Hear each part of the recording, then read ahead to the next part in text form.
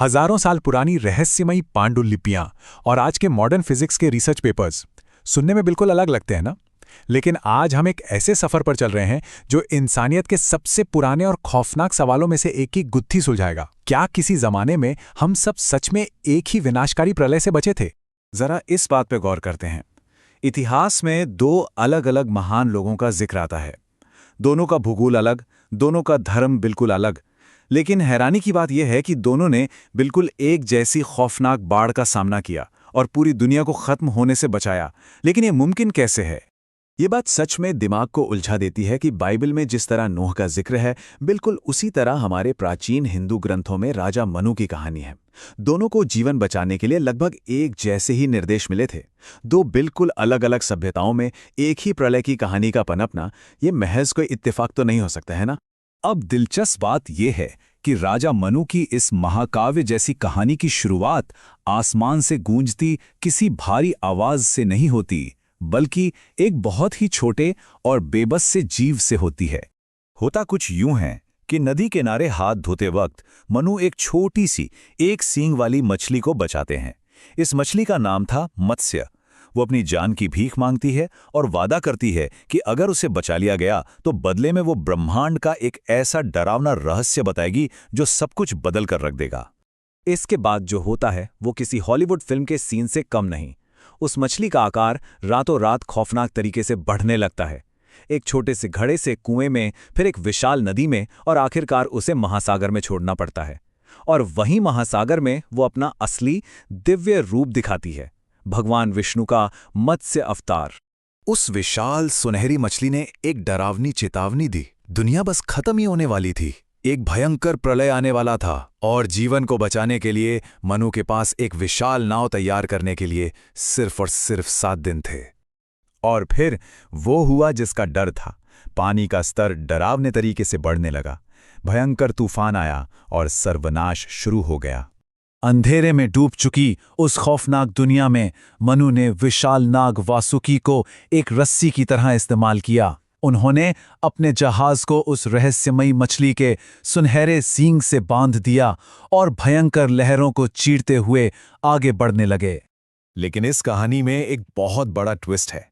मत्स्य अवतार सिर्फ उस तूफान से नहीं लड़ रहा था। असली खतरा कुछ और ही था। हयग्रीव नाम के खूंखार राक्षस ने सोते हुए भगवान ब्रह्मा से ब्रह्मांड का सारा ज्ञान और वेद चुरा लिए थे।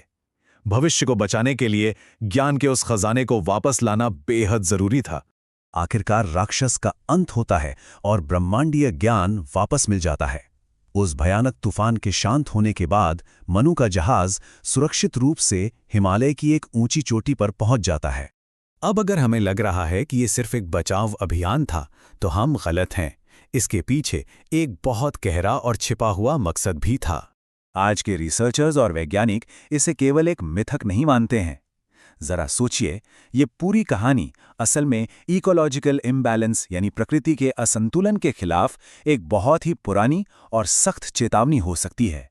क्योंकि मनु को नाव के लिए जो सामान चुनना था वो बहुत ही स्पेसिफिक था। सभी पौधों के बीज, जानवरों की हर प्रजाति का जोड़ा और सप्तर्षि। ये कोई रैंडम लिस्ट नहीं थी, बल्कि प्रलय के बाद जीवन को फिर से शुरू करने और प्रकृति के संतुलन को बनाए रखने का एक पूरा मास्टर प्लान था।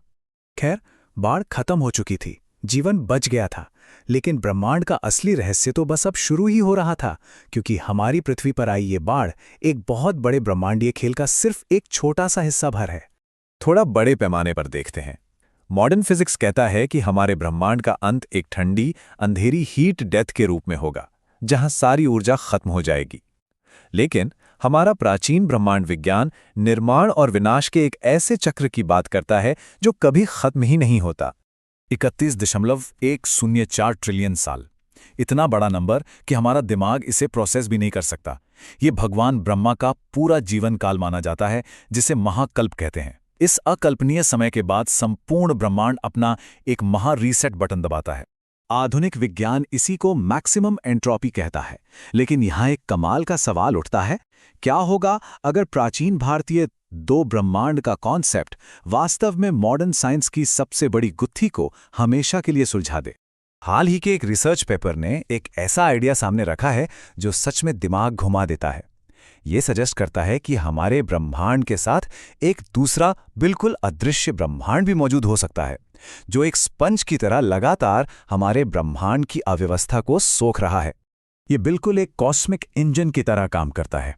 जैसे ही एक ब्रह्मांड मरता है, उसका जुड़वा ब्रह्मांड तुरंत सिकुड़ने लगता है। ये तब तक ऊर्जा बनाता है जब तक कि ये एक सिंगुलैरिटी में ना बदल जाए, और फिर वहीं से एक नए बिग बैंग की शुरुआत होती है, एक अनंत, कभी न रुकने वाला ब्रह्मांडीय नृत्य। तो जरा सोचिए, इंसानियत को बाढ़ से बचाने वाली एक छोटी सी मछली की वो कहानी शायद हमारे अस्तित्व के सबसे बड़े वैज्ञानिक रहस्य का सबसे पुराना मेटाफर हो सकती है। और जाते जाते ये हमें एक बहुत ही गहरे और बेचैन करने वाले सवाल के साथ छोड़ जाती है।